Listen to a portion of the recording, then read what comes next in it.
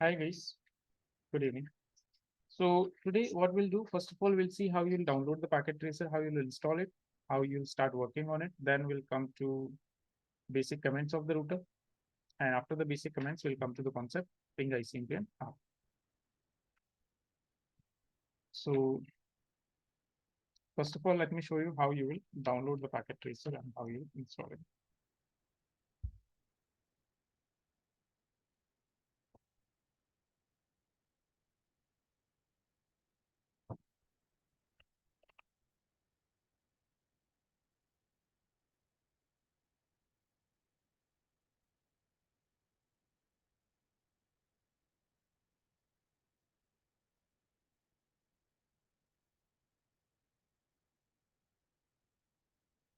Okay.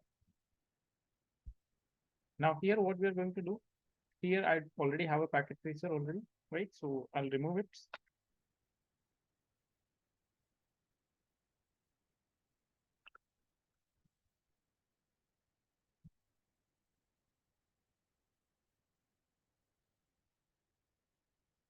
And this is my packet tracer. I'll uninstall it. Yes.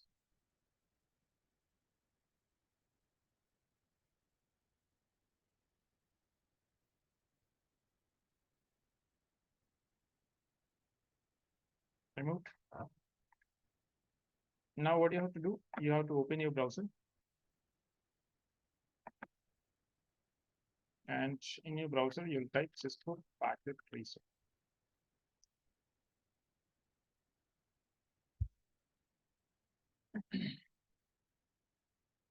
Now here you'll get this link, Cisco Networking Academy.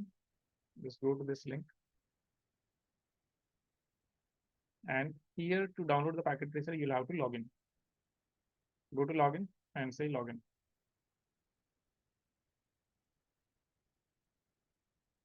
Now right now we don't have an account here. So what we'll do, we'll go for sign up. When you go for sign up, it will ask you about your country. Select anything. If you want to give your information, well and good. Otherwise, you can just select anything random. Normally what we'll do, we just give our information only, right? So you should avoid giving away your information. So I have selected randomly anything. So you continue.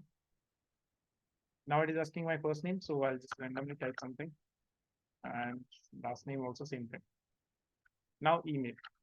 So email also do not provide your email. If you want, you can provide because see Cisco Networking Academy has certain free courses available.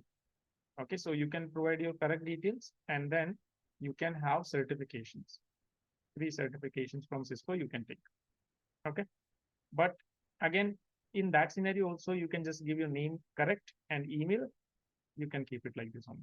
Or if else again, depending on your choice, you want to provide your email address and information, you can do that. Right now, I don't want to give it. So I'll just use the temporary email. So I'll go for tempmail.org. And from here, I'll take a temporary email.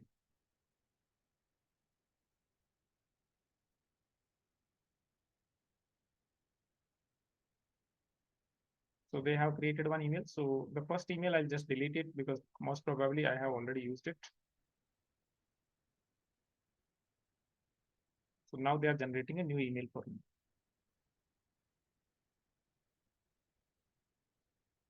Now I got this.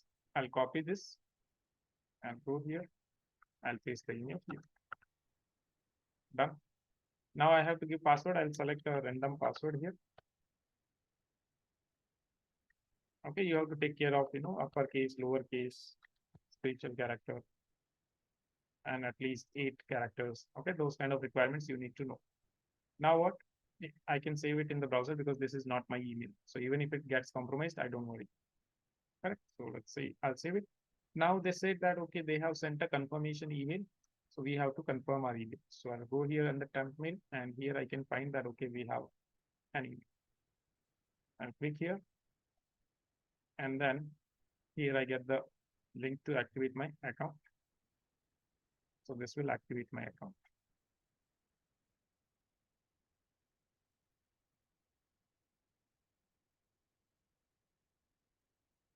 Okay, so it is saying verify email. So I'll say click here to proceed. and you see my account is updated. Now I can directly go for login. So again, here I'll select Cisco Networking Academy. Now, what is the username password? So right now I was using this, right? So I'll select it. I'll say login. Password automatically because I have already saved it. I'll say login. Once you log in, they will ask you to create your profile. Okay, so in your profile, you have to give your state information. I'll select random and I'll say my IT experience is more than 5 years and I'll say create account.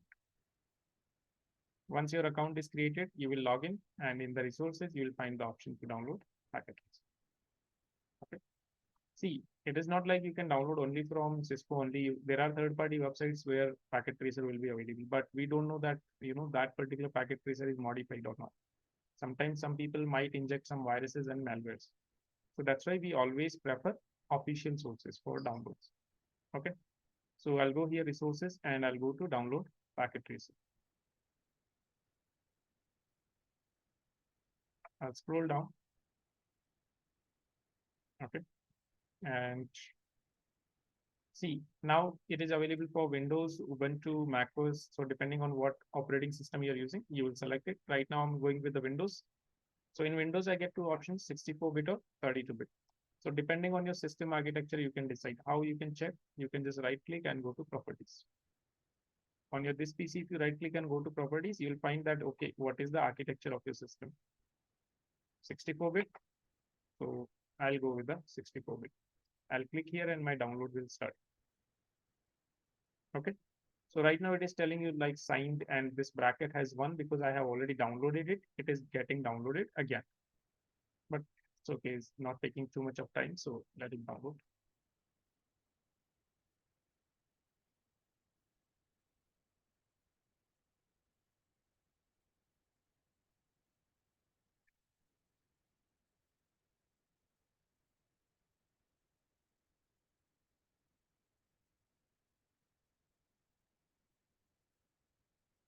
Okay, it is downloaded. Now, mostly what we do, we just double click here only. You should not do that. This gives your browser permission to execute files and you don't want to do that. So I'll just go here and I'll launch the file manager. From the file manager, I'll open it. Double click.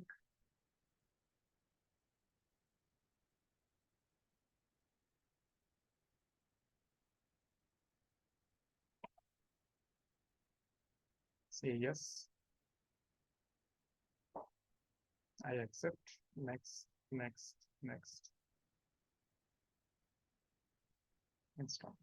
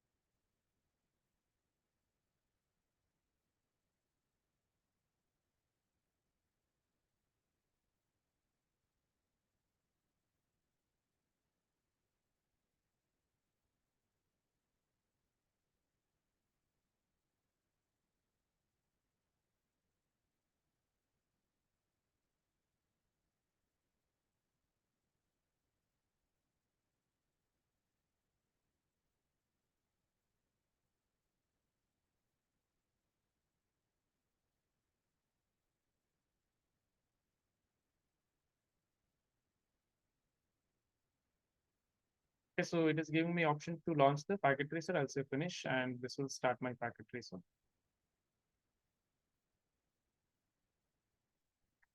Now, when I launch the packet tracer for the first time, it will ask, would you like to run multi-user setup? So right now we are individual users. We'll go with the no. And packet tracer will start like a single user.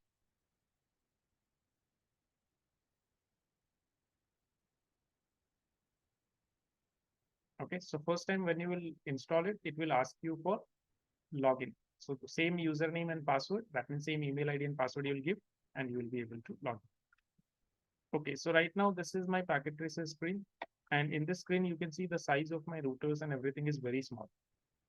Okay, like it is very hard to read the names also, correct? So what I'll do, I'll go to options and I'll increase the size of application. So I'll go to option preference. Here I'll go to the font, and in the font right now you see my application size is set to 8. So as per your requirement, you can set it anything. Right now I feel comfortable in 10, so I'll go with 10. And you see now much better. If you want to go higher, let's say if you want to go 20,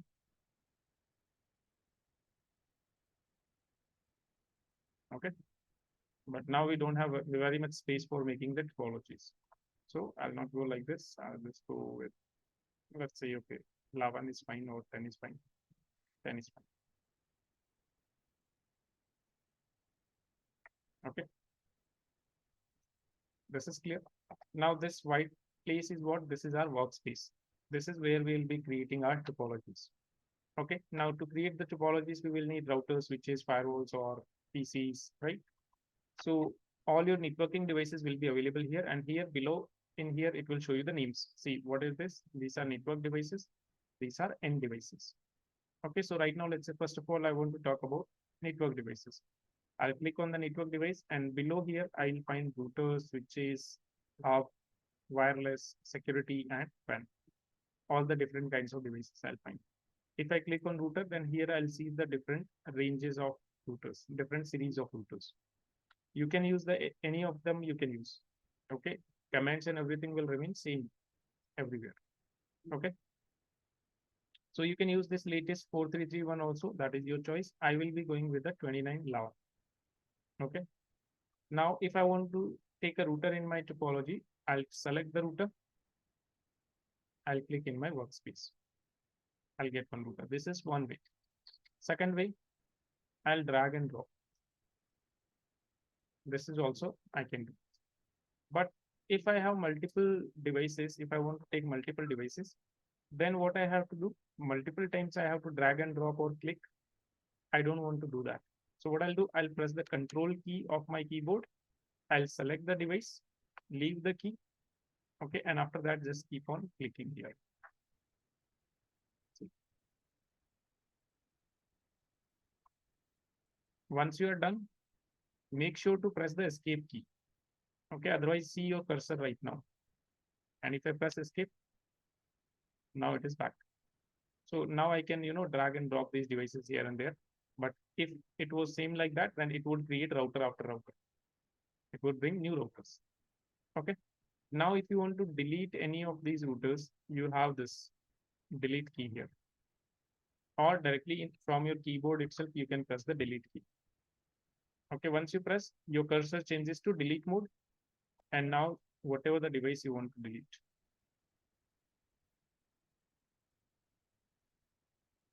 Is it clear? If you are done deleting, you can press escape and you're back to cursor. Then if you want to delete all of them, just select with the mouse and either click here or directly press the delete key and say delete. Clear? Same way you can take the switches. I can go here and I can use the switches. So again, switches have multiple ranges. We will use 2960. Okay. Then after, if I want PCs also, in that case, I'll go to the end device, and in the end device, I can find PC, laptop, server, mobile phone, tablet, almost anything I'll find. Is that clear? Okay. So right now, let's do one thing. We will design a very small topology. Okay. So I'll take a router here. Then I will take one switch. Okay. Then I will take one PC. I'll take one laptop. And I'll take one server. Normally, these are the devices we'll find in networks. Now what? Let me take one more PC here. And let me take one more router. Okay. Now I need to connect these. So if I want to connect these, what I need cables. So the cable will be available here in this flash icon, connections. If I click here, you will see I have different kinds of cables. I have console cable, straight through cable, I have crossover cable. So all the different kinds of cables are there, fiber cable, everything is there. Okay. Now what? If I want to connect a router to switch, which cable I need? Straight through. So I'll take the straight through cable. I'll select the device on which port you want to connect. Let's say gig 0/0. And then I'll connect it on the switch. Switch has multiple ports, so I'll connect on the first port. Done. Then after, again, switch to PC. Which cable? Switch to PC, which cable? Different devices, straight cable, right? So here also straight, here also straight, here also straight. So that means 3 times I have to select the cable, 3 times I have to go and select the ports. So rather than this, what I can do, let's say instead of selecting the cable again and again, I can press the control key like same way we were using multiple devices. So you'll select the cable with the control key, and then you leave the control key, and now you can select the port and then select the port. Now you don't need to select the cable again and again.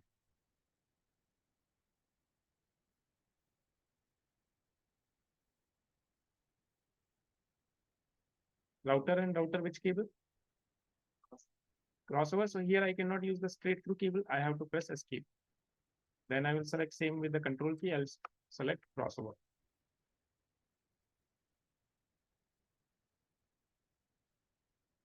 Then router and PC. Router and PC pinout is same. So they will be considered same type of device.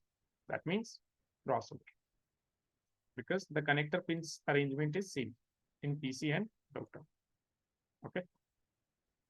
This is clear.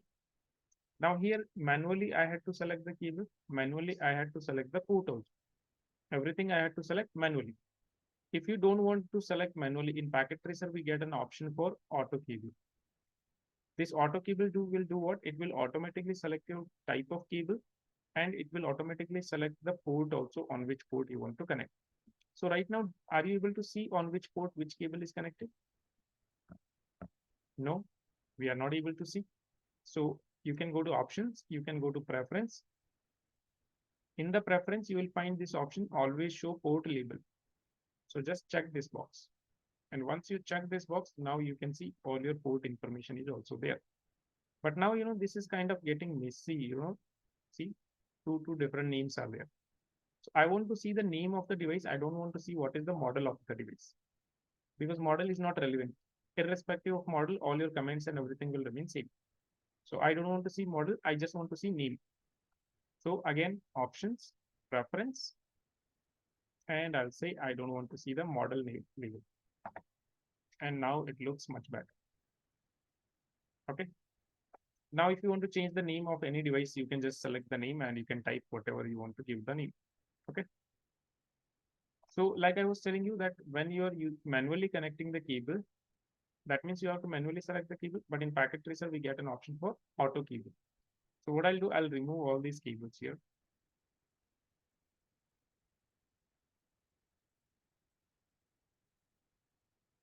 Done. Now what? I'll press control key and select the auto cable. Now here, which cable? Straight through. Here, which cable? Here, here, here, here.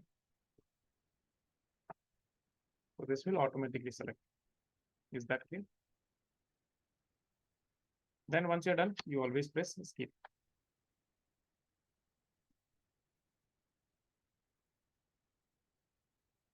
Then from here, you have zoom in and zoom out buttons. So if you want to just zoom in your topology, you can do that.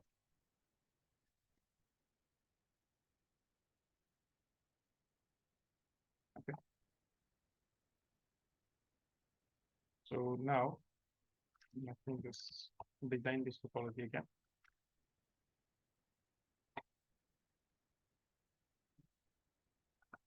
So I'll take one router, one switch. See, this auto cable option, this is available in packet tracer only. In real life, we do not have any such thing that you have a cable and cable will connect automatically. That will not happen. Okay. So don't get habitual to this.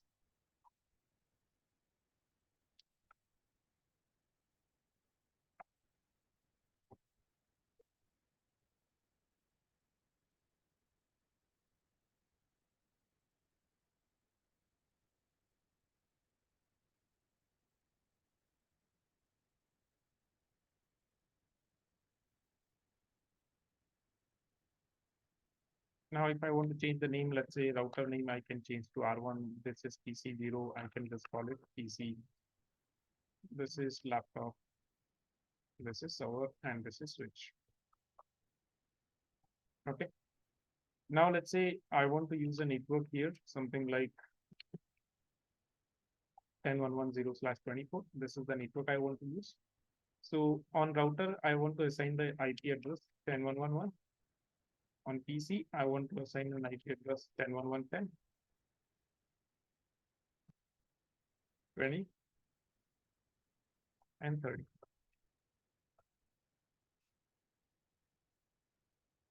So always make a habit of making a note. Okay. That whenever you create a topology, in your topology, you mention everywhere these IP addresses and networks. Why? When you will be doing the configuration, this will be really helpful. And this will prevent a lot of confusion. Okay. So now, how do you make this note? So here you have this place note, or you can press the N key of your keyboard, N for note. Okay, so either you click here or you press the N key from your keyboard. That is the same thing. Okay. Now let's see how you can assign an IP address on PC, laptop, server, how you will assign IP address to the devices. So this is the network and this is the IP I have to assign. I'll go to the device. In this device, I'll go to desktop. In the desktop, I'll find an option for IP configuration. So here I'll say 10.1.1.10. Subnet mask. What will be the subnet mask?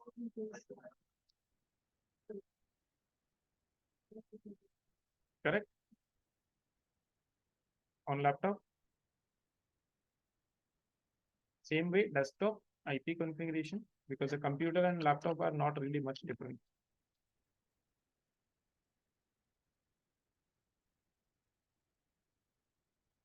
Then you have server.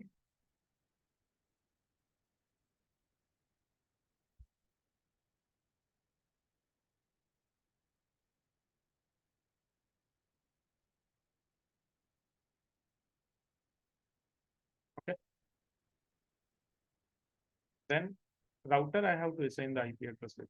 Okay. So for assigning IP address to the router, first of all, we will understand few commands of the router.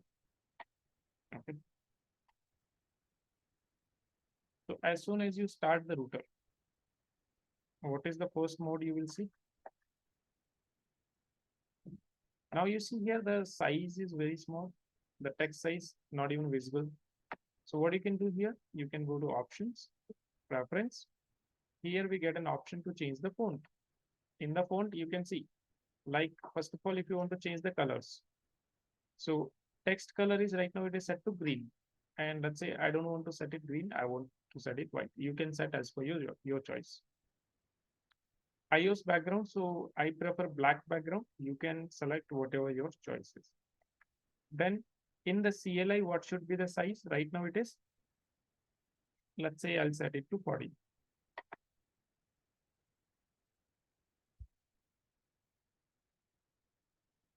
And now if I open the device, much better, right?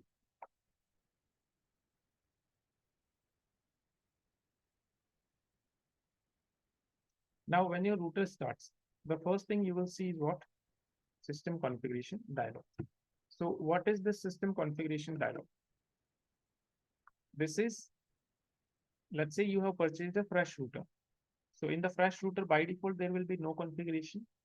So this system configuration dialog, this helps you to do the initial configuration. Okay, the basic configuration. So here you see it is asking you a question like, would you like to enter the initial configuration dialog?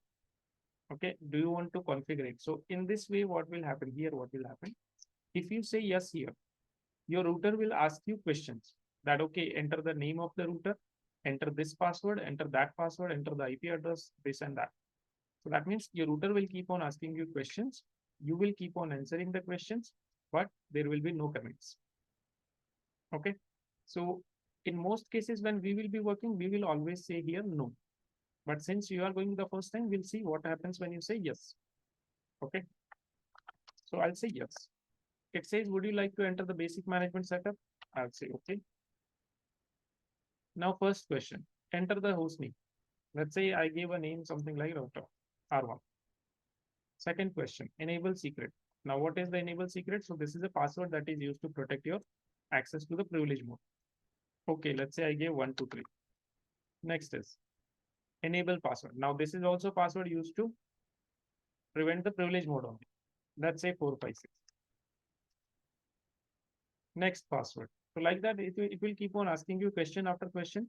Now we are not understanding that how the configuration is happening, right? We are not understanding how the configuration is happening. What we are doing is just it is asking us something, and just for the sake of doing it, like this virtual terminal password, this you will require when you will configure telnet and SSH. Right now it is not required. Okay, so just for the sake of completing this configuration, we will keep on answering, and this is what we don't want. We want to understand what is the use of each and everything, right? And that is the reason we never go with a yes on that particular question. In the first question itself, we say no, and directly we move on to our modes. Yeah. So right now what I'll do, I'll go to physical, and this is how this router looks physically. The first track, two routers are there, 29, 11. Okay. This is how this router looks like. And here you see there's a power button here. Okay. So right now here you see a green light is there. And because of this green light, this is telling you that your router is up. And if I just press this button, the light goes off. That means my router is down. And again, if I power it on, you see my CLI will come up. Okay, so those two are the features.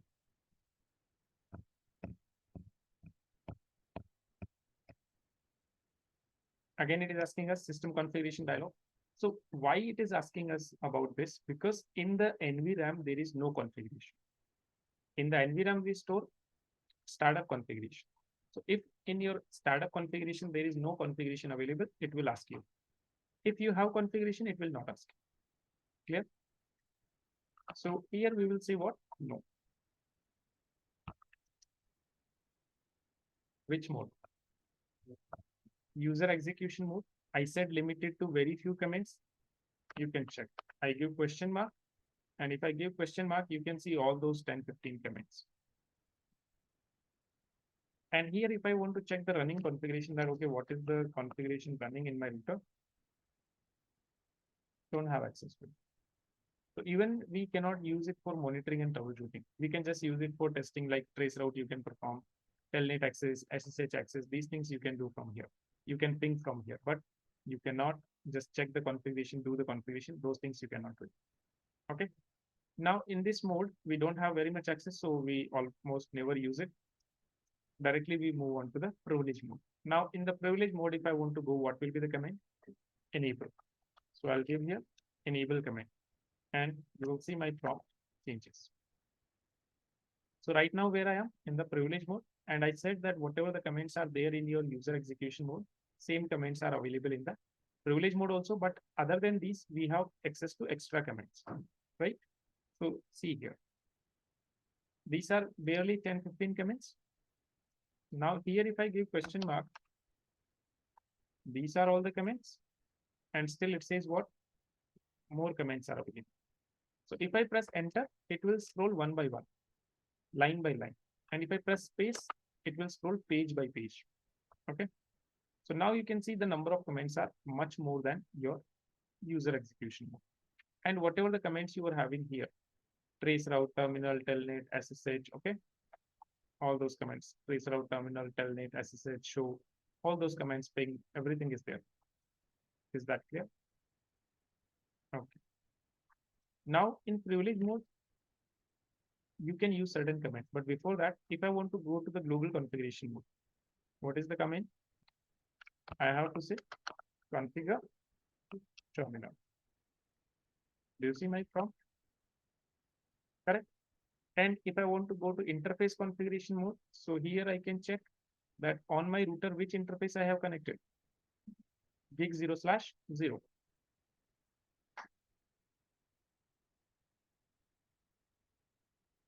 So I can give the command something like, interface, and the same name, whatever I see there, I can type. This is my interface configuration mode. You want to exit a mode, simply say exit, exit, back, you're going back. Okay. And see, from user execution mode to privilege mode, how did you come? Enable command. Reverse of enable is what? Opposite of enable, disable. Okay. And again, you say enable, back to privilege mode. If you say exit here, then you go out of the user execution mode also. And now you click and you are back into the user execution mode. This is clear. So this way you can switch between the modes. Now let me go to the privilege mode and I'll show you some commands of the privilege mode. The first command, you can check the date and time of the router. So you can use the command like show clock. Hit enter, and this is telling you the date and time of your router. So right now my router belongs to 1993. Correct? So is it the correct date and time? No. So if you want to correct the date and time, so right now time is what? 5:38. So let's set the time. Clock set. Now in router, you will provide the time in the 24-hour format. So 5 means what? 17. And minute is 39. And let's say seconds are 30. Then after, what is the date today? 3rd July. Okay, so I'll say 3rd July. And then year is done. Let's check. Show clock again. Now we got the correct date and time. Right? Okay. Now, if you want to check the running configuration, if you want to see the running configuration of the router, the command is what? Show running config. Okay. Don't have to type running configuration. It is only running config. Okay. If you hit enter, this will show you that how much configuration is available right now. This is the size of your configuration and this is all your configuration. Again, we still have more. If you press enter, it is line by line scrolling. If you press space, page by page scrolling. And this is your end of configuration. Clear? Okay. This was my running configuration. If I check my startup configuration, show startup config. If I hit enter, what it says? Not present, because startup config is available in your NVRAM. NVRAM is a permanent memory. In permanent memory, data is not copied automatically. You have to manually copy it. Okay. So now let's say I want to take backup of my running configuration into startup configuration so that when my router restarts, I will not get the system configuration dialog, as well as my router can automatically take the configuration and start it. So how you will do that? You can use the command copy. What do you want to copy? You want to copy your running configuration. I want to copy my running configuration. Where I want to copy? Startup configuration. Startup config. Okay. Enter. What is your destination file name? Is it correct? Startup config? Yes, it is correct. What it says? Building configuration and status is okay. Earlier, when I gave the command show startup config, my router said not present. Now, if I check again, show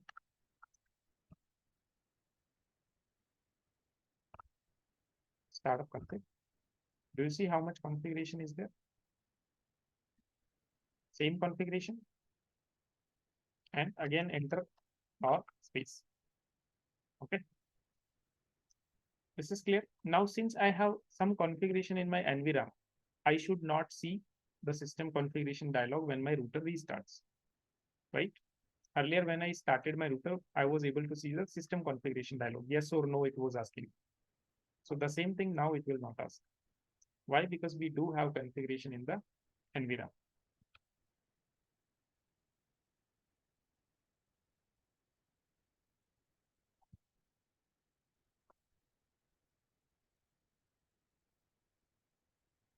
Okay.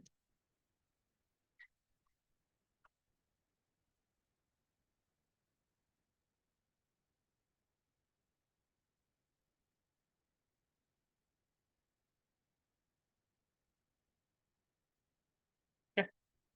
Now I didn't get it. The system configuration dialog.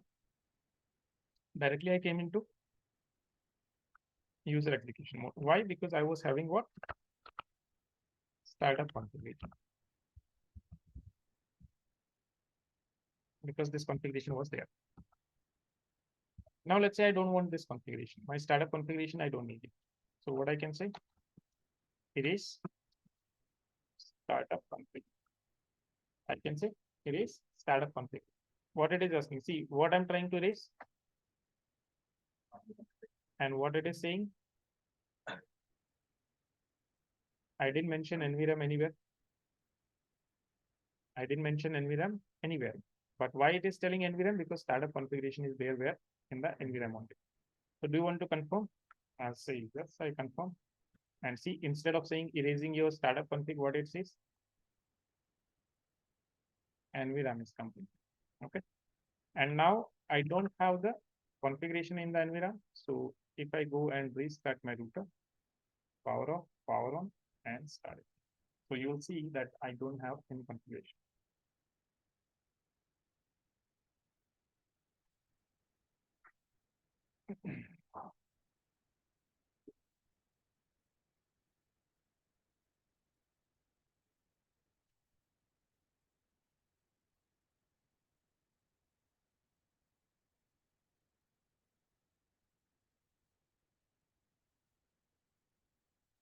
Okay, and as soon as I don't have any configuration in the environment, what do I get?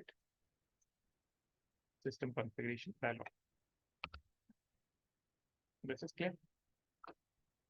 Now every time I have to restart my router, what I have to do? I have to go to the physical and say power off the button and power on the button. So every time, let's say you are sitting in some faraway place and your router is available in your server room.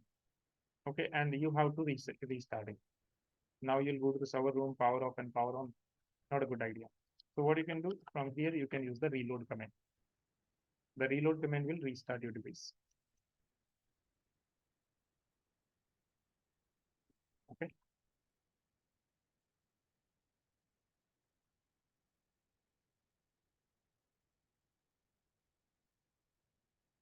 Say ignore.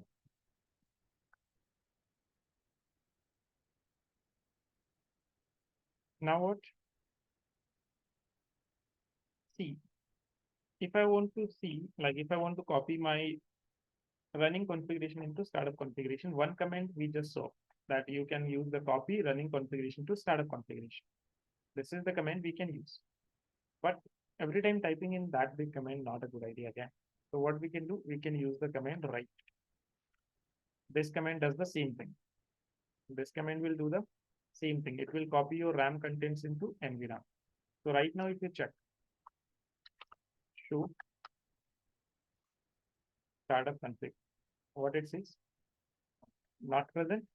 Now I will use the write command. Okay. If I use the write command and if I check again, see, same 692 bytes of configuration. Okay. So you can use the same thing. Now, mostly rather than using copy running to startup, we use this one, write command. Okay. This is clear.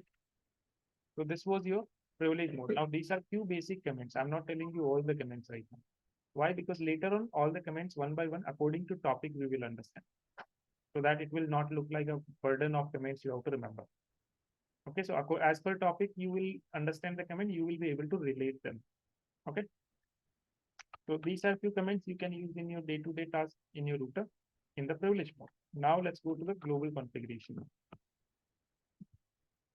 Okay, configure terminal.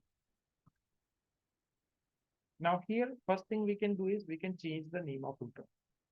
Okay. So I can use the command post name, okay, and whatever the name you want to give. Any name you want to give it to your router. Let's say I want to give it CCI, becomes CCI. If you want to give it R1, this becomes R1. Okay, clear? All right. So this way we can change. And second thing is what we can do is we can set passwords, right? Enable password, enable secret, those things that you were seeing there. So those things we can set here. Okay. So we can use the command enable. And first of all, we will set what? Plain text password. So I'll say enable password and whatever the password you want to give. Okay. So let's say I want to use the password 12 and I will hit enter. Set. Now what I'll do, I'll exit from here. I'll exit from here also. Which mode? User execution mode. And here I'll give what? I'll give the enable command.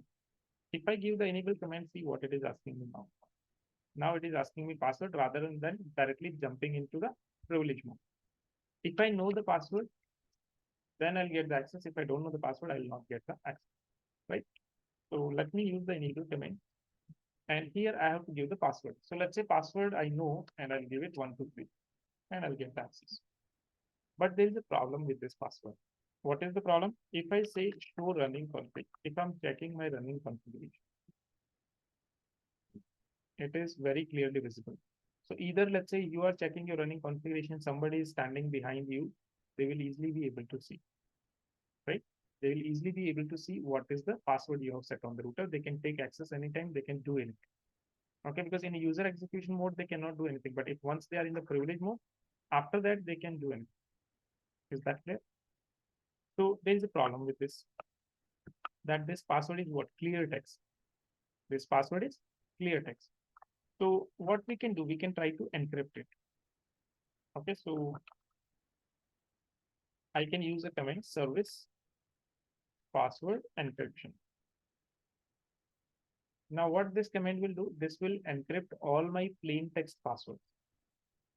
This command will encrypt all my plain text passwords. Hit and enter, and if I exit, show running config. Now my password got encrypted, correct? And if my password got encrypted, this is still my password 123 only, but when I'm checking it, it will not be clearly visible, right? And if somebody will try this value, so this is not even my password. So that means now I'm a bit of secure. Okay, but no, we are not. Okay, this is the weakest encryption we can understand. So if a normal user will see it, normal user will not understand that, okay, this is a password or what. But if somebody is a hacker, they have a little bit extra knowledge, then they will see that, okay, this 7 is what? This is the type of encryption. And this is what? This is the encrypted data. So they will note down this data. Let's say I'll just copy this data. Okay. And then I can go to my web browser and I can say Cisco type 7 password decrypt. I'll go to any website. Okay. So many websites are there that will give me here what it is asking me.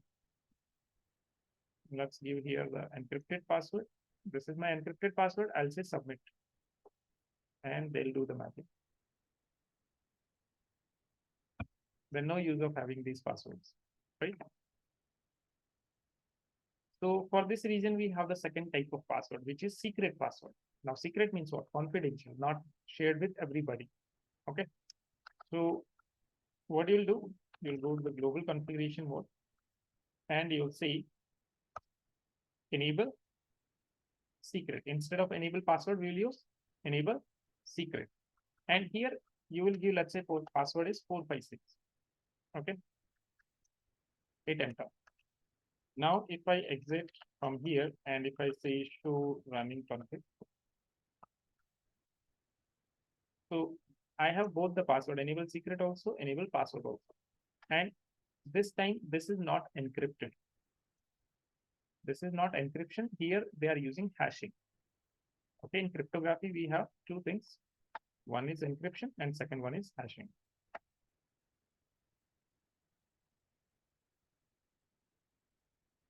So here what is being used? Hashing. Okay. So your encryption is reversible. If something is encrypted, that can be decrypted, but hashing is irreversible.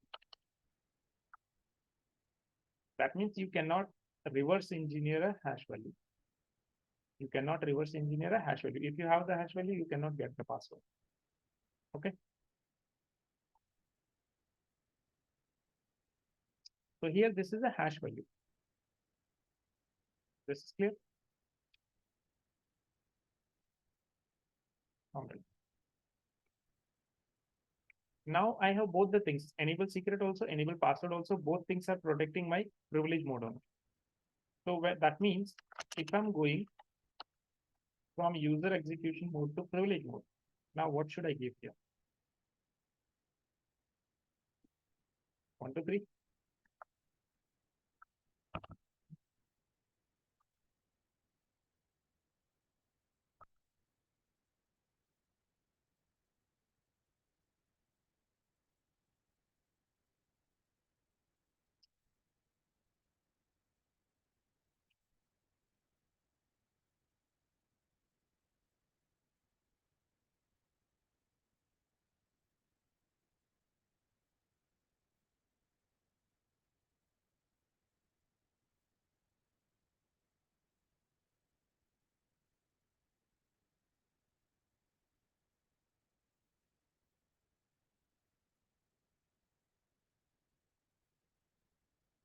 Okay. See here.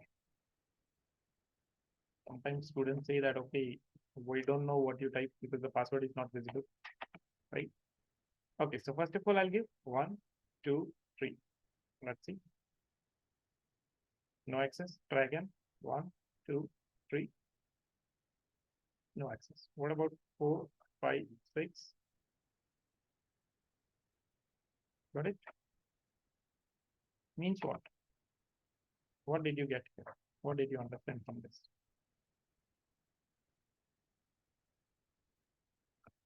What did you understand?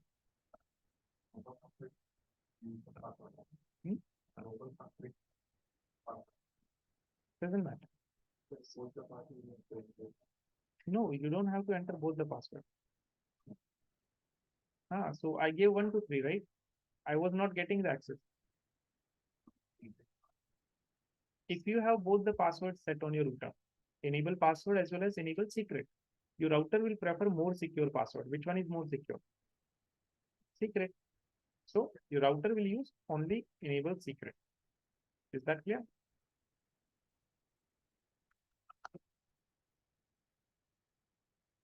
Then let's say to set the password, I use the command like enable password. Okay. And if you want to remove any command, yesterday I said that any command you have given, just append a no in front of the command. Okay. So I'll go here in the front and I'll say no and I'll hit enter, password remove. Same way I can remove secret also. Then if I want to check running configuration, what is the command? But this command is available where? In the privilege mode. And right now where I am, if I try to execute, will not work. If you want to use your privilege mode commands into the global configuration mode, in front of the command, you append a do. Any command, any privilege mode command you want to use in the global configuration mode, just append a do in front of the command. Hit enter. And here also you can check no passwords. Why? Because we appended no, and when we append no, configuration is removed. Okay. This is clear. All right. Then other than this, we can do what? We can just go to the interface and assign IP addresses. Okay. So I can say interface. See, what is the interface I'm using here? Gig 0/0.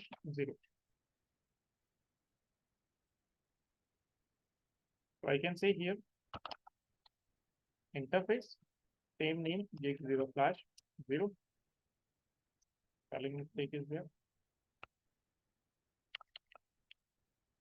Interface. Okay. Now, if you want to set IP address, the command is IP address. Now, what is the IP address you want to set here? 10.1.1.1. What is the subnet mask here?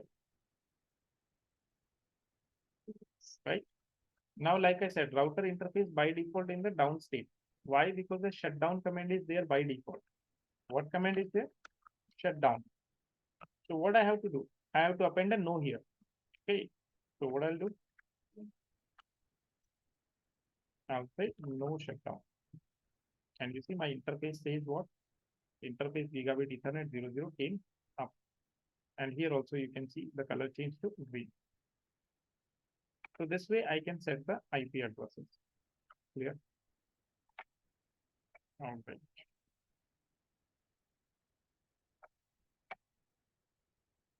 Now in packet tracer, we have this fast forward button. So if you want to skip time, you can do that because sometimes some processes will take time. So you can just fast forward rather than waiting for it. Okay. So like time travel, we can do in packet tracer. Okay. This is clear. Now I have configured IP address everywhere. Now I need to test what connectivity, that whether I have connectivity or not. Okay. I have connectivity between these systems or not. This thing I have to test. So how do we test? For testing connectivity, we have your ping command. Okay. For testing connectivity, what do we have? We have the ping command. So there are two things we can use for testing the connectivity. One is your ping command and second is your trace route. Ping will do what? Ping will tell you whether you are connected or not, whether you have connectivity or not. And then it will also tell you that okay, how much time it is taking to get the response. That means it will tell you about connectivity as well as the latency. While trace route will give you information about which path your data packets are taking to reach the destination. So in your path, if there are more than one router, two routers, three routers, so it will give you information about those routers. That okay, first of all, it is going to this router, then it is going to this router.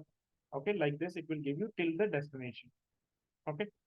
So first of all, let's go with the ping. Okay, so how you can use ping? The ping command is used to test the connection and latency between two network connections. The ping command will do what? It will send a packet of information to a specified IP address. So whenever I'll say ping and IP address, it will send a packet and the target has to respond to it. Okay.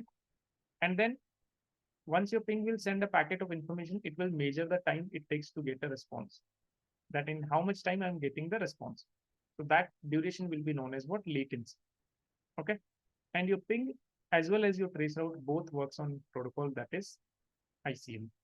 So these are commands only. Backend protocol that is running is ICMP. Is that clear? ICMP full form, it is coming up Internet Control Masses Protocol. Okay. So this is the protocol that is running in the backend. Now let's test the connectivity using the ping. So I'll go to the PC. In the PC, I'll go to command prompt and I'll say ping and which IP address. Let's say I want to test PC connectivity with laptop. So I'll give laptop IP address 10.1.1.20 and see from where I'm getting the reply. Getting the reply from 10.1.1.20 only. Correct. And it is telling me that how much time it is taking to get a response. 1 millisecond. And sometimes it is less than 1 millisecond. Sometimes it is more also, depending on your network congestion. Right. So this is if you are getting the reply from your destination, the IP I gave and the response I'm getting both are same. Means my connectivity is there. Okay, if I will give some IP that is not there, let's say I'll say that, okay, I want to test connectivity with the 100. Now 100 IP is not there. So I'll not get a response. So your ICMP, it is responsible because in the backend, the protocol that is running is what? ICMP. So ICMP is responsible for checking the connectivity as well as if there is a problem, it will give you error also that see request timeout. So it will tell you about the problem also. Okay.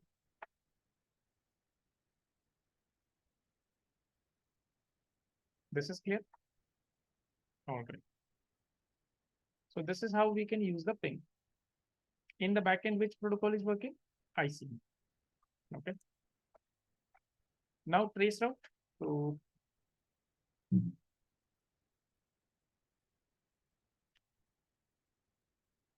In here, if I will show you trace route, let's say from here, if I show you trace route, so trace route is used as trace RT in Windows system. And if you are using Linux or router, then it is complete trace route. Okay. So right now trace RT, and let's say I want to check 10.11.20. So right now you'll not get much of information here because directly only one device is there. That is your destination only. So in the real scenario, let's check it. Let's say this is my PC. Now from my PC, I want to check that, okay, how many devices are there or which path my data packets are taking to reach Google server. So what I'll say trace route and I'll go to Google. So now what? It will tell me all the devices that are there. So first of all, this is my router 172.16.1.1. From my system, my first hop will be what? My router. And from my router, my internet service provider. Then their network, right? So that it will show you. And again, since it is ICMP, so it is also responsible for error reporting.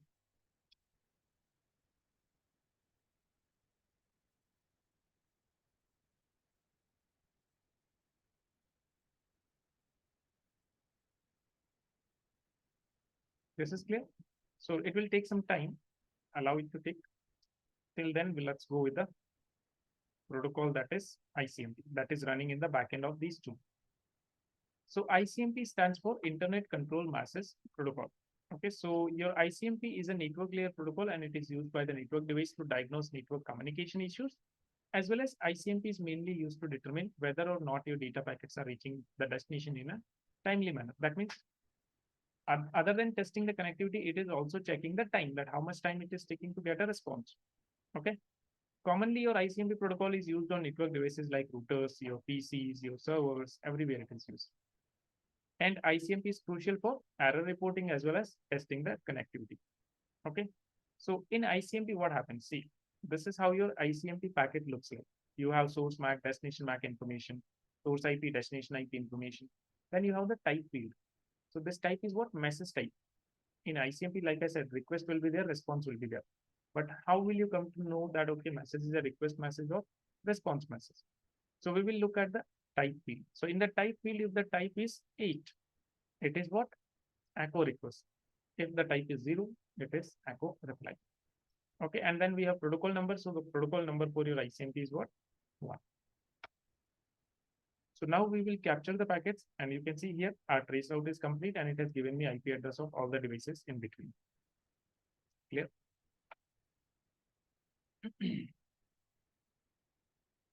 So now what I'll do, let me capture the packets and I'll show you the ICMP type 8 and type 0. So this is the real-time mode. You can see my packet tracer is set to which mode? So in the real time, let's say right now, if I'm communicating, so are you able to see some packets traveling through these wires? No, right? We cannot capture. So we have to go to the simulation mode. In the simulation mode, we can capture the packets, we can capture the traffic, and we can see what is going on. I'll go to the simulation mode. I'll say show all or none. Now I'll say which protocol I want to see. By default, it will show all the protocols. Okay, and I'll see that I don't want to see all the protocols. Right now, I just focus on one protocol, which is, so I'll select ICMP and close it and close it. And you can see I'm in the simulation mode now. Now, if I go to the PC and if I ping 10.11.20, do you see message got generated this time? Now I can open this message and I can see the details. So if I open this message, I get to know that, okay, what is the source IP here? 10.11.10, what is the destination IP? And what is the ICMP message type? 8. 8 means what? Request. Okay. And here we have two things, in layers and out layer. In means incoming packet and out means outgoing packet. So right now this packet is going from PC. So it will be outgoing. Now this message will go here and then switch will forward it to laptop. Now if I open this message on the laptop, I can see two layers, in layers and out layers. In layer is what? Incoming packet. So the packet that came from PC. So source IP was 10.11.10, destination IP 10.11.20. And what was the ICMP message type? Now when the laptop will send it, see here. source IP 10.11.20 and destination IP 10.11.10 going from laptop to PC. And what is the ICMP message type? 0 means it is reply. This is clear. And if you want to dig deeper into it, you can go here like outbound video details and you can see everything here. Okay, this is the ICMP and here you can see the type code. Actually, it is looking like this 0x00, not simple 0, it is 0x00. And the type 8, it will look like this. See here, type is 8 and here the type is 0. Okay, so this is how you'll see. Clear? So this way we can capture, and we can see once we are done with the capture, we will go back to the real time so that communication can happen. Otherwise, you have to forward every single packet. Okay. All right. So ICMP is clear. Ping is clear. Trace route is clear. Now let's go to ARP. See, whenever two devices are communicating. Okay, so for explaining ARP, let me go to, I'll create a simpler topology for explaining ARP. So I'll take simply two systems, two PCs I'll take. Let's say PC1, PC2.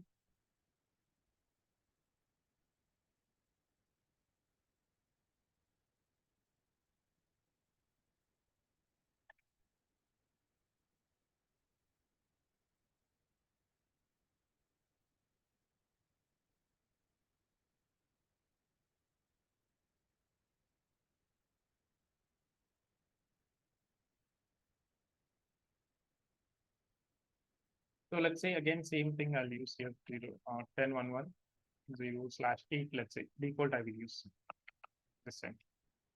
Okay. So here I'll give the IP address 10.1.1. Here I'll give the IP address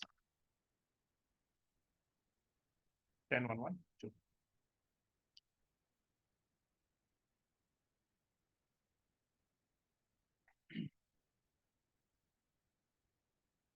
Go to PC1, desktop IP configuration.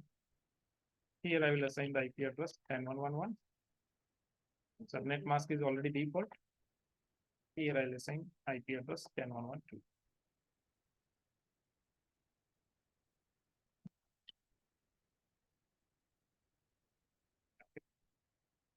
Now, what your PCs are doing, they are maintaining a ARP cache. See, whenever a message is generated, in a message, four informations are mandatory: source IP, destination IP, source MAC, and destination. So, for having the MAC address entries, okay, that which IP address has what MAC address, your PCs, they maintain, not just PCs, your routers also, all your devices, they maintain what? ARP cache. There is something called as ARP cache.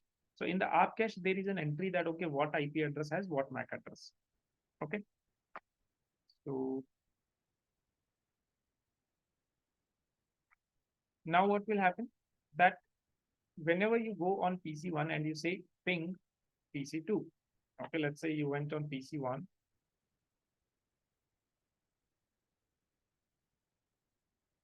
Okay. So first of all, if I tell you about the ARP cache, the PC1 ARP cache, it will have information about that what IP has what MAC address. Okay. And as of now, let's consider that PC1 MAC address is M1 and PC2 MAC address is M2. Okay. So initially this ARP cache will be empty because PC1 doesn't know about the MAC address of PC2 and PC2 doesn't know about the MAC address of PC1. So same way your PC2 ARP cache will also be empty.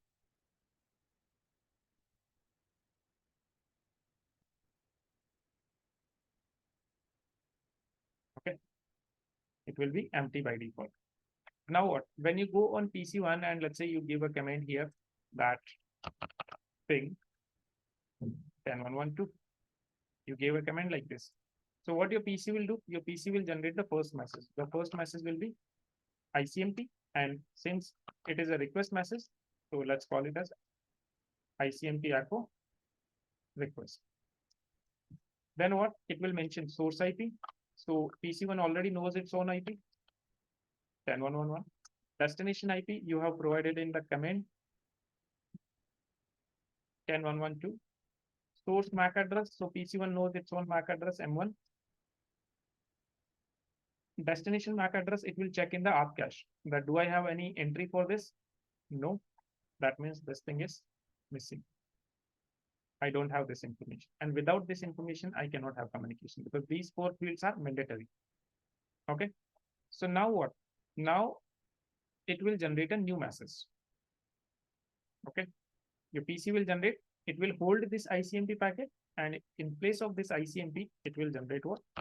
ARP request. It will generate an ARP request. Now this ARP message is a broadcast. Okay. So now what will happen? The source IP, it will say that, okay, source IP is destination IP, source MAC address, M1, destination MAC address. Since your ARP is broadcast, so it will be all F. Okay. It will be all F. Now what will happen? Your PC will send this ARP request here. Once this ARP request came where? To the PC2. What your PC2 is going to do? The first thing it will do is it will record that, okay, from where the message came? From 10.1.1.1. That means I got a message from 10.1.1.1.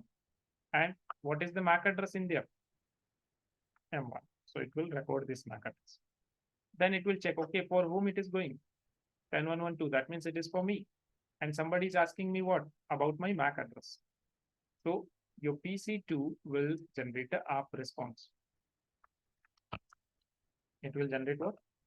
ARP reply. So in the ARP reply, it will say source IP 10.1.1.2, destination IP 10.1.1.1, source MAC address. It will give its own MAC address and source MAC address. It is not destination. Destination MAC address. So it will check. Do I have any entry for 10.1.1.1? Yes, I have. What is the MAC address? M1. So it will say M1. Information complete. Message can be transmitted here. Once the message will arrive on PC1, PC1 will also record the MAC address. So it will say, okay, I received a message from 10.1.1.2 and their MAC address is what? M2. Now they have this information, so they can complete here that, okay, now this guy has M2. And then they will send this ICMP echo request and this guy will send what? Reply. And after that, there will be no ARP. Only one time ARP will be there. Okay. Because to get the MAC address, once you have the MAC address, after that, there is no ARP. Is that clear? How your ARP works? So the use of your ARP protocol is what?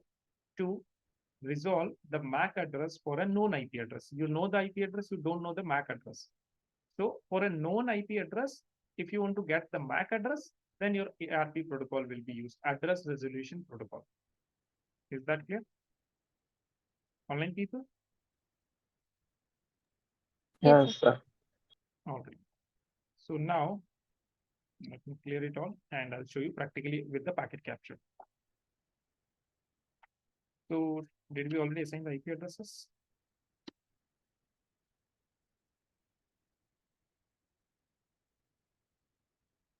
Here it is set. Here also it is set. So right now, first of all, let me show you the ARP cache of both the systems. I'll go to command prompt and I'll say ARP-A. No ARP entries. Okay, it says what? No ARP entries. And same thing, PC2. ARP-A. No ARP entries. Okay. Now what? I'll go to the simulation mode. And I'll clear everything. I just want to capture ARP protocol and ICMP protocol. Okay. I'll go to the PC1 and here I'll say ping 10.1.1.2. Two messages are generated. Remember two messages? First message will be ICMP. In the ICMP message, you will have source IP, destination IP, but layer 2 information is missing. Layer 2 information means your MAC address information. It is missing. So to get the MAC address, see here what your PC has generated. ARP message. What is the message type? ARP. You can see here in the message type. It is telling me that it is ARP. Click here. And here you see source IP 10111, destination IP 10112, and destination MAC address is all it. Okay. So first of all, your green packet will travel for getting the MAC address, and this packet, this will remain on hold. Okay. So see here, first of all, which packet is traveling? The green, the ARP packet. As soon as the ARP message came here, your PC2 earlier, there was no ARP entry, and now it recorded the MAC address. Right. And now if you see, when this guy is responding, it is responding to this. Okay. So in means what? The request, ARP request came, and out means what? This is ARP reply. Okay. So here, how do you know that whether it is an ARP request or reply? So in the ARP header, if you check, in the ARP header, there is a value that is known as opcode. If the opcode value is 1, that means request. If the opcode value is 2, that means it is a reply, right? Now see here. If I go to the inbound packet, here the opcode value is, and if I go to the outbound, 2. Okay. So the packet that came was coming from PC1 going to PC2. Now the packet that is outgoing, that is going from PC2 to PC1, and you see here 62EB. This is the MAC address of your PC2, source MAC address. And destination is what? ACDE, same, PC1. Okay. So once this ARP reply will come here, this guy will bring up the ICMP again, that orange or whatever the color was that. So you will see that packet again. Now, in this packet, information is completed. But here in packet tracer, we have a bug that it will stop showing you layer 3 information. But you can see here 62EB destination MAC address is there now. Okay, so here it will not show you, but if you go here in the outbound PDU details, source IP, destination IP, everything it will show you here. Okay, just here it will not show you the source IP and destination IP information. Now what? ICMP type code you can check here. What is the type code? 8 means it is request message. So the request message will go. This guy already have the MAC address and everything, so this guy will reply with it. So by default, your Windows PC will send 4 messages. 1 request and reply done. See here, 1 request and reply, 1 reply I have received. Total 4 it is going to send. Second request, second reply, third request, third reply, fourth request, fourth reply. After that, there will be no more messages. Okay. And you see here, I got my ping successful. All 4 packets successful. Is that clear? TTL stands for time to live. Okay, so this is the number of times a packet can be forwarded. Okay, so whenever your data packet will be forwarded by a layer 3 device, your TTL value will always decrease by 1. So that means how many times this packet can be forwarded? 128 times. After that, this packet will be reaching end of life. That means this packet will be discarded. So this TTL, it is used to avoid loops in layer 3. It is also used to avoid loops. Sometimes by mistake, if you configure a loop, so the packet will keep on looping. That means the devices will keep on forwarding the packet. So after this much times, the packet will be dying. Okay. This is clear? All right. Okay. So ARP is clear how the ARP works.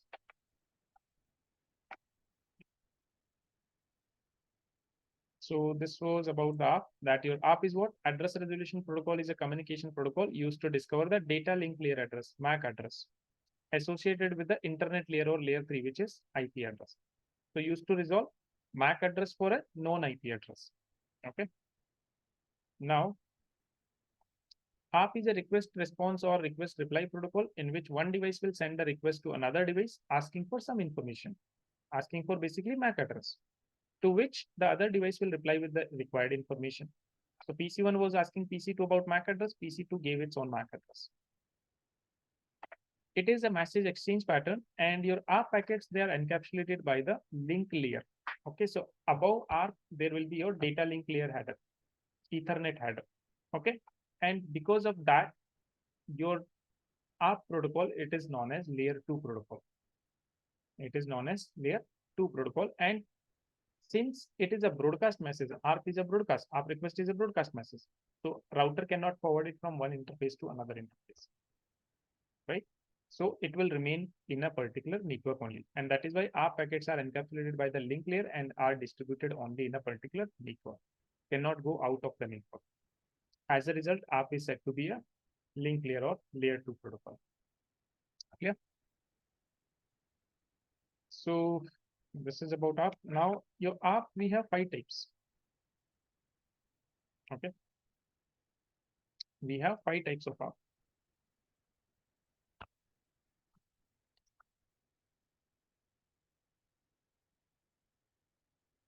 We say types of ARP. Number 1 is your normal ARP. Number 2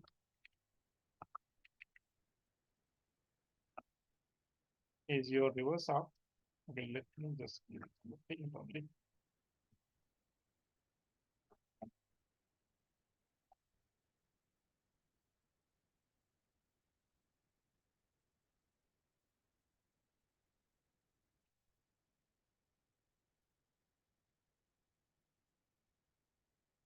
ARP, then we have reverse ARP, then we have inverse ARP, then we have proxy ARP, then we have GRP.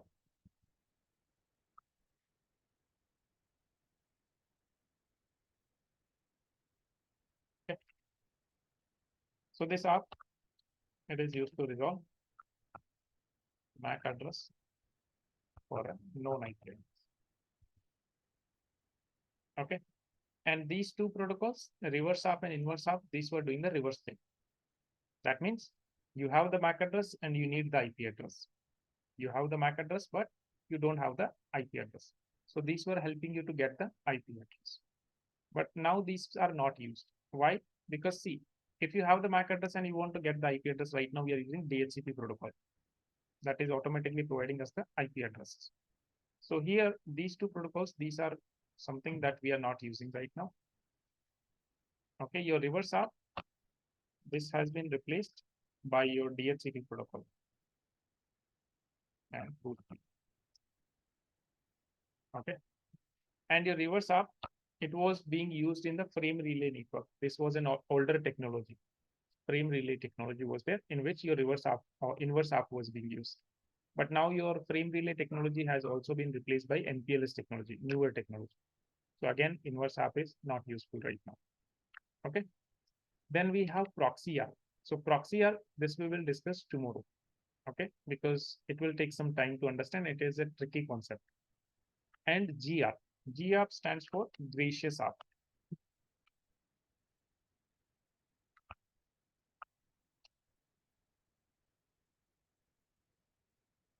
Gracious ARP. Okay, spelling you will check. Spelling is a bit tricky. Okay. This is. So this gracious ARP, why it is used? Let's discuss about it. This one was used in frame relay.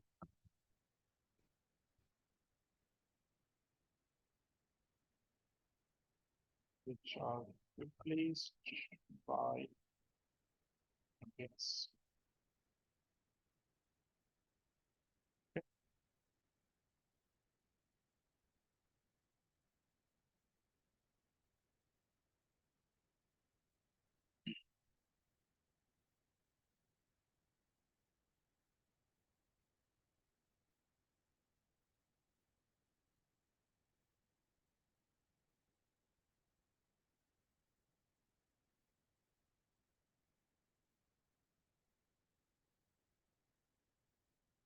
Noted. So gracious ARP. A gracious ARP is a ARP response that was not prompted by an ARP request. So this is not going with a request. This is a response only. Okay. So basically GRP is used sent as a broadcast as a way for a node to announce or update its IP to MAC. One is it is used to tell everyone in the network that, okay, I am using this IP address and this is my MAC address. Okay. Second thing, it is also used to check the duplication of IP address. How it will check? Let's say, for example, there is a student Raj in the classroom. Okay. And Raj wants to check that is there any other student with the name Raj? How he will check? The best way is he will call out the name. He will call out the name Raj. If there is anyone with the name Raj, he will respond. That means he will come to know that, okay, Raj is there. And if there is no response from anybody, there is no other Raj. Same way, whenever you assign IP address to a system will send a GARP message on the same IP address. Destination will be same. Let's say my name is 10001. So I will call out 10001. That is there any 10001? If anybody is responding, I will come to know that, okay, it is there. I cannot use this. And if I'm not getting a response, that means what? Nobody is there. I can use it, right? So it is used to find out the duplication of IP address. It is also used in the redundancy purpose, which you will understand when you're going to study about the FHR. Okay, this is one protocol that we will study. There you will understand it. But eventually, there also the use will be what? That the routers will be announcing that, okay, this is the IP address and this is my MAC address. Okay, so IP to MAC mapping. So as of now, if you want to consider, you can consider, okay, to find out duplication. Later on, we'll understand how it will announce the IP to MAC mapping. Clear? Okay, so let's see how duplication will be checked.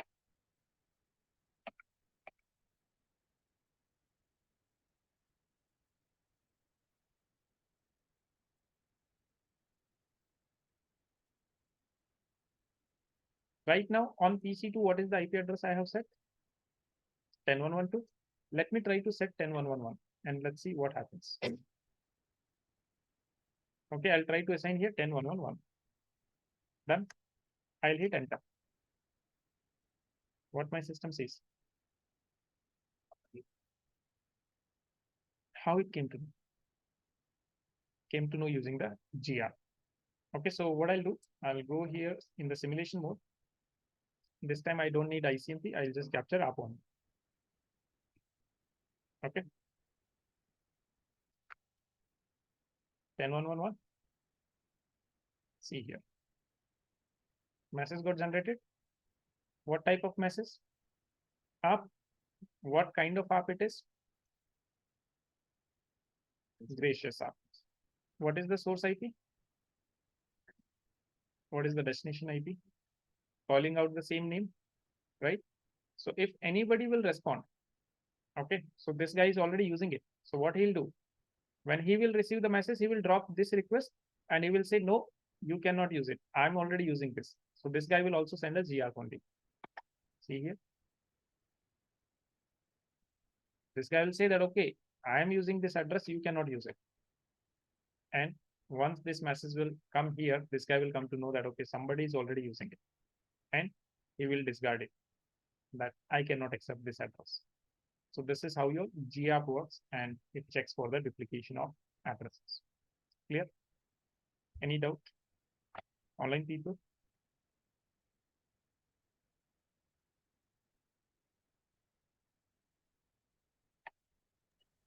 Yes, yes. Okay.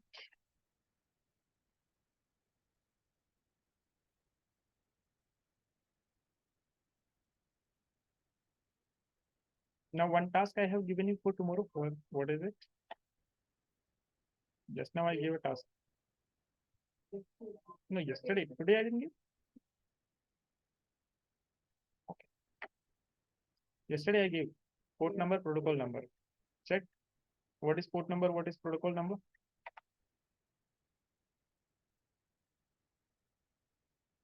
Port number is used to. Okay, and protocol number. Okay, but why? What is the difference?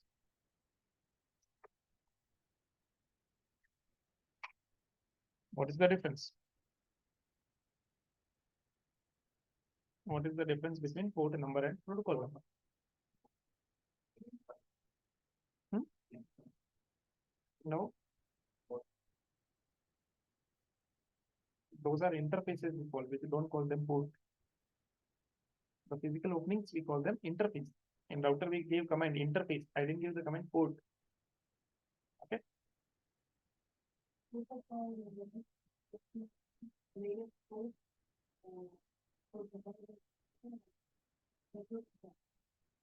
Okay. Okay. The simple explanation. Your port number is defining application. Source or destination doesn't matter.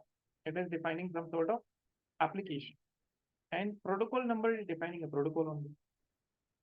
That what is the number for that specific protocol? See, whenever we are having enrollments in the universities, colleges, so we assign one number that okay, this is the first student, this is the second student. Same way protocol also, the way they are getting defined, we assign them a number. So first protocol ICMP, so ICMP protocol number 1, TCP protocol number 6, UDP protocol number 17, right? Port number is what? Depending on the application. Let's say if I'm using HTTP application, now I will say what? For HTTP application, port number is 80, right? So you must know the port numbers for this. Few protocols are there. You can go and check the port numbers. Okay, so you can start with FTP, then SSH, Telnet. I think I have given this to me, SMTP, and only SMTP I have given. SMTP, DNS, DHCP, HTTP. Okay, then you can talk about HTTPS. Okay, you can talk about top 3, you can talk about IMAP, then you can talk about EFTP, NTP.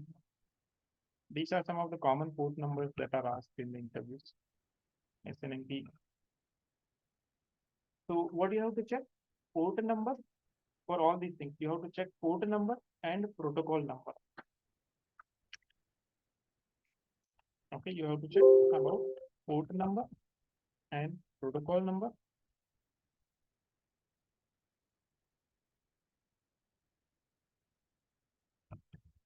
Okay, as well as whether what service they are using. They are using TCP or UDP. These things you have to check. Now, some of the protocols, they will have 2 port numbers. Some protocols will have 2 port numbers. Okay, and some protocols, they will have 1 port number, but they will be using both TCP and UDP. So you must know if there are 2 port numbers, why 2 port numbers? If 1 port number but different TCP and UDP it is using, in which case TCP, in which case UDP.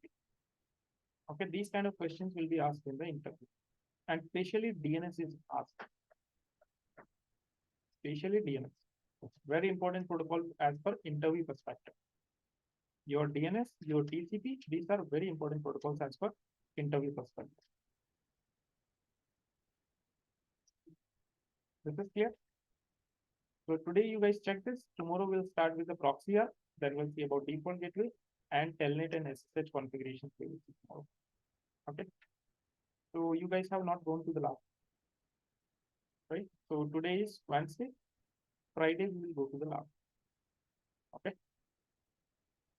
So online people, if anybody is available in Bangalore and they want to attend physical lab access session, so they can come physically. Okay. Online, first of all, I will explain how you can take an access, and then after that I will explain in the physical lab. Okay.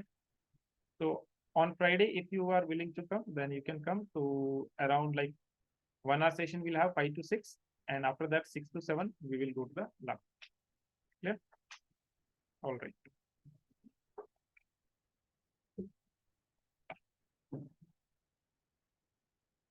Okay, guys, then I'll see you tomorrow. Have a good day. Bye-bye.